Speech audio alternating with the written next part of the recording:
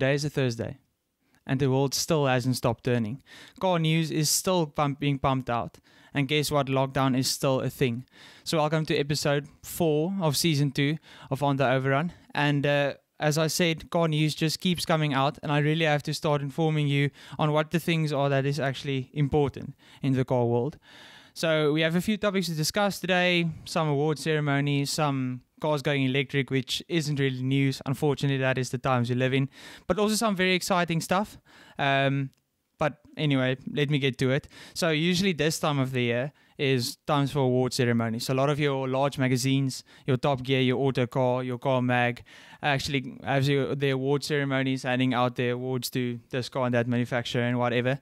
And well, you can read this online if you'd like, but I'd like to comment on a few because I think Top Gear got it right in some areas, but also maybe got it a bit wrong in others.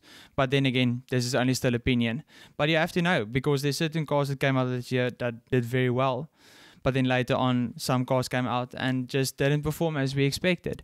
But anyway, let me get started. So with our car award ceremony starting at Top Gear's awards, they had quite a few titles that I could give away. The first one being Hot Hatch of the Year, and that is of course the Yaris GR or Gazoo Racing, which is Toyota's AMG or M equivalent. What is interesting about this is that this car has a 3-cylinder engine, 1.6 turbo 3-cylinder, which is quite a small engine. To be honest, at the start you're thinking it's a Yaris, like why is it really so special? But what makes this car special is the fact that it's a homologation special, meaning they have to go and make 500 or plus, how many ever cars, production cars that are actually sold for public, so that they can go racing, so that they can go rallying. And that was their point with the Yaris GR. And it came out and it really just conquered. There is no hot hatch that is as fun. Well, there is even some supercars that isn't even as fun as the Yaris GR. First four-wheel drive system that Toyota built in a long time, limited slip diff, very, very competent car. So about 260 horsepower, which isn't that much power, but in the wet, in the dry, in the fields, doesn't matter. On a rally course, this thing grips, and it is extremely fun by the vows of most people who tested it. So I think I do agree with the RSGR being the hot hatch of the year for them, and there's no other hot hatch that really comes close. Car most being looks forward to is the BMW M3 and M4. Even with its massive grille, bit of an obnoxious grille, still people looking forward to it. It promises to be amazing.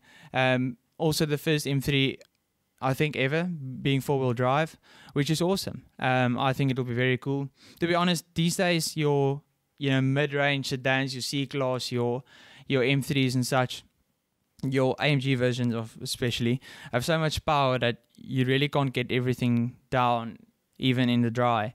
So 4-wheel drive helps a lot with that, even if you're going tracking. But then again, those cars aren't necessarily going to be taken to the track the whole time, but mainly enjoyed on the road, doing some drifts, leaving some tire marks, doing some burnouts. So rear-wheel drive will probably be the choice. Interestingly, they're still bringing out the manual in the M3, which is cool. I like that. I approve. City car of the year, Honda E, which of course is an electric car.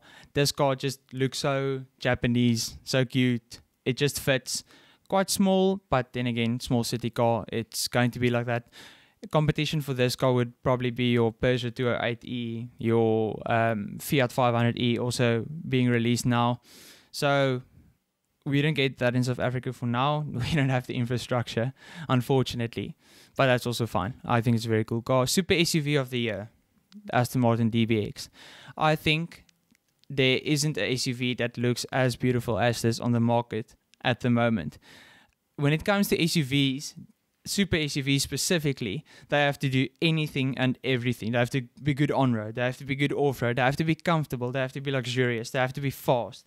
They have to be able to pick up the kids from school and then go to work very quickly because you're slightly late. And it has to fit the bill for most millionaire is going to buy this car. And it does. It just does everything so well. There's the AMG V8 in, the 4-liter, which is such a competent engine, makes such a beautiful noise. I just think they smashed it out of the park. For some reason, there are some people who think, listen, this is not really a beautiful car, but I tend to disagree. Luxury car of the year, you can't beat a Rolls-Royce. You are not going to be more luxurious than the newest Rolls-Royce. So the Rolls-Royce that came out this year is a Rolls-Royce Ghost, being the, can you believe it, the entry-level luxury car, still with a 6.75 litre V12, very competent on-road. They have I think they call it a planar suspension system, which is basically suspension on suspension. Weird, but they showed a clip where it basically went on these like fluctuating undulations, and then they compared it to the old Ghost, and it just was miles apart. So of course you can't beat that. Game changer of the year, Volkswagen ID3, yet again, don't get it in South Africa, is an electric car. There was some complaints about the technology or the electronics, the infotainment system and such in this car. But, I mean, Volkswagen is investing a lot of money, I think something like £27 million into the electric, fleet coming out in the next coming years. So, yeah, it's a big step in the next direction, I guess, if it's the right direction. More about that later. Performance car of the year and Chris Harris's car of the year being the Turbo S. There is nothing that has hold in this car. There's really no car that did what this car did. Every time the Turbo S comes out in whatever iteration of the 911, it just smashes its competition left, right and center. There's nothing that can keep up with it, and to be honest, it's also very close to the GT2 RS, which is now I wouldn't say a thing of the past, but of course not a new car anymore. But unbelievable car, unbelievable engineering. I think it's probably neck-breaking speeds when it comes to accelerating also. You would have thought maybe the SF90 Stradale, maybe the Huracan Evo could have also been competitors, but yeah, I believe Turbo S just smashed it out of the park. Even though it doesn't have as much character as the rest of them, there's nothing that compares. The noise of the year, A12 GTS, which is the convertible version of the A12 Superfast. Even though there's OPF filters being implemented in these cars now, basically making it more, emissions, closer to zero emissions, more efficient in terms of fuel, but also a bit softer. That is probably the best you're going to get. It is a Ferrari V12 6.5 straight from Maranello. You're not going to get better. Yes, the Huracan Evo sounds insane with its 5.2 V8, even though naturally aspirated also. You won't come close to a V12.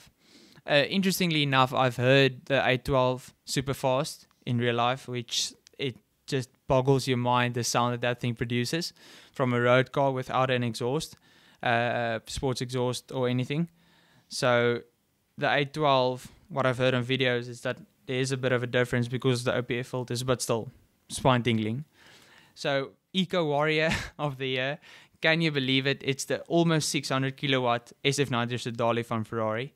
They have the Pistas engine, the 3.9 litre V8 twin turbo, and then 3 electric motors, one being on the transmission, 2 being on the front wheels. You wouldn't have thought that the Eco Warrior SF90 Stradale would have won that segment. I mean, that is a segment where your Prius usually owns it, but hey, well done Ferrari. You're doing some good for the world. Crossover of the year is the Ford Puma, which changed a lot from the previous Puma. The previous Puma was more like a sports car, and now this one is a crossover. Doesn't come to South Africa, don't really care about it that much. Manufacturer of the year is Ford, and I believe this to be true. They did amazingly with the Mach-E GT coming out. They're doing a lot in terms of electric drive and their hybrids in the Fiesta and the Focus. Not as much here in South Africa, but overseas. I know the Fiesta ST is also, together with the Focus ST, such a amazing proposition, such an exciting car also, which unfortunately we don't get here anymore, but hey, don't worry about it. We still have some cool hard hatches in South Africa. The track weapon is the GT Black Series from Mercedes, and you can't go different because, well, it's a Mercedes and it has the Nürburgring lap record. So if the Huracan STO is to beat that in the coming months, we will see. But still, for time being, has to be track weapon. Retro Hero being like retro mod or something out of the past, being resurrected to life by a new company, is the Volvo P1800 Cyan. This thing looks insane. Cyan is the racing team for Volvo, is control of the racing team. So they basically took some of their knowledge and decided, hey, let's build a car and put it in the shell of a very, very famous and beautiful old Volvo. There's also I saw a Ferrari 250 GTO recreation where the engine is basically transplanted with a 575M Maranello engine from like 2002, 2003, also V12. And I don't know. I would probably choose that one above the Cyan because they are actually similar in price. I think $500,000 or something. So either way, both are awesome cars, but I'd rather choose the V12 over the 4-cylinder. Unstoppable Force, Land Rover Defender. Now, Luke and I have spoken a lot about the Land Rover Defender in Season 1, but I truly believe that there are few cars that even touch on what the Land Rover Defender can do. Yes, the Discovery is quite close. Yes, you can say the Range Rover Sport can also do what it does. But I believe Land Rover did an amazing job in recreating such a legendary car that everyone expected to be amazing and expected to uphold this image of what a Defender usually holds.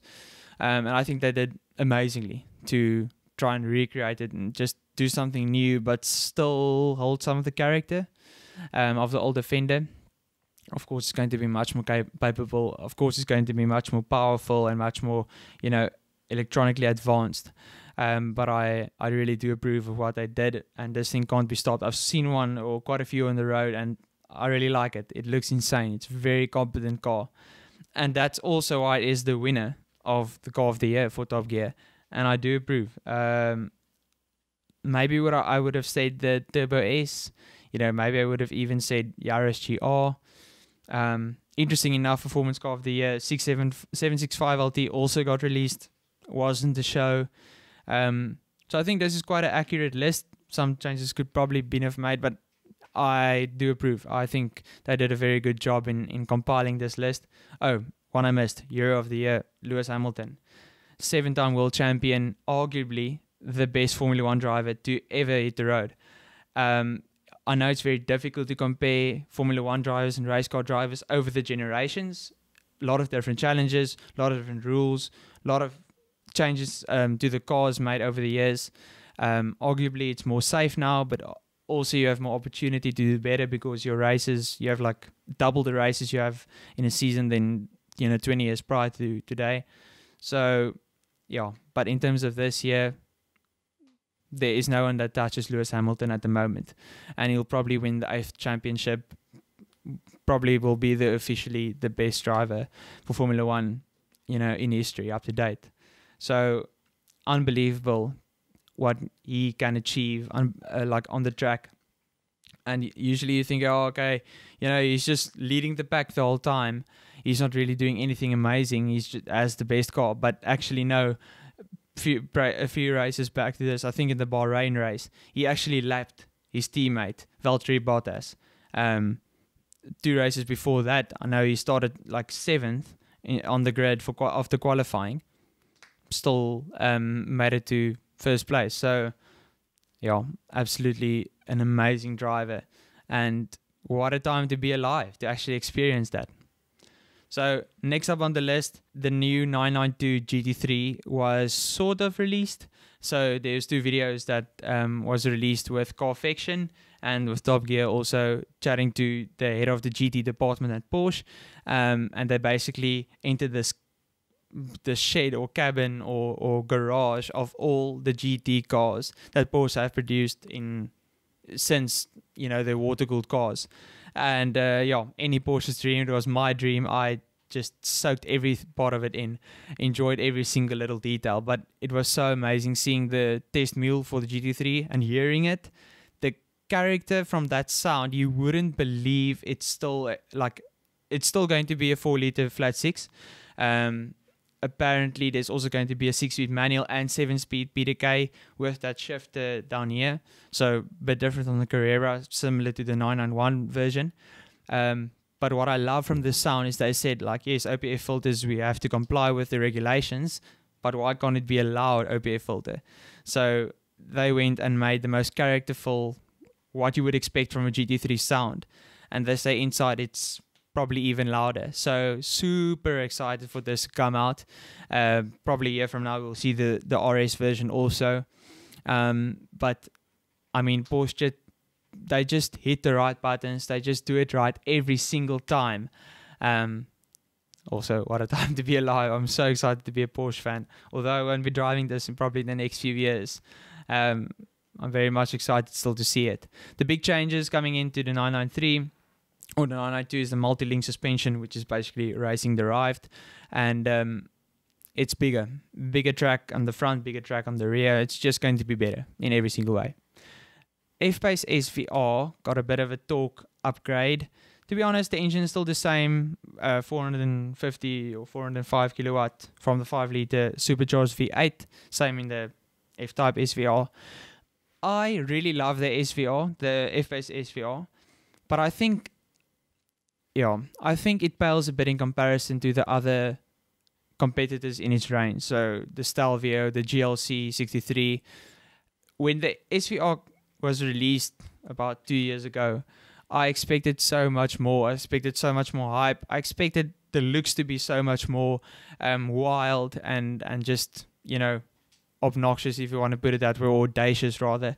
But it just wasn't. I think it just was overlooked for a bit, and the performance wasn't where it should be. Yes, it's very fast, it's very capable, but there's a lot of super SUVs very fast, very capable. So maybe it struggled a bit. It looks better now, better interior quality, still a very good proposition, but it's just sad to see that it didn't live up to the hype that people expected it to have. And then the last bit of news I want to share is actually that BMW and Audi have decided to pull out of Formula E for 2021 season. I know Audi is now going into Dakar with an alternative drive car, maybe being electric or hybrid. But firstly, I thought, okay, maybe BMW and Audi is suspecting that, Formula E isn't the way to go. Maybe, alternative e-fuel or something like that, synthetic e-fuels and such will probably be the future.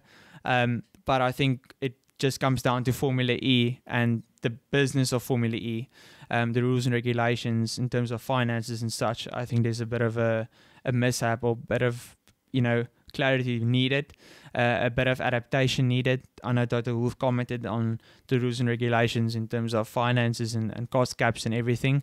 So, yeah, I think, Formula E is still very young. They, I think, like in the 3rd generation now of car, going into the next season.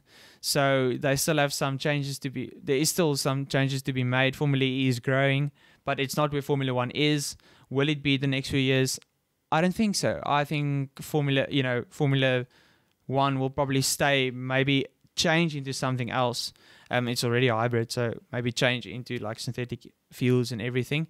But in terms of Formula E, a lot of changes have to be made to the business model before they can go forward and really achieve success. Because if you big brands like BMW and Audi are pulling out, that's a big question mark.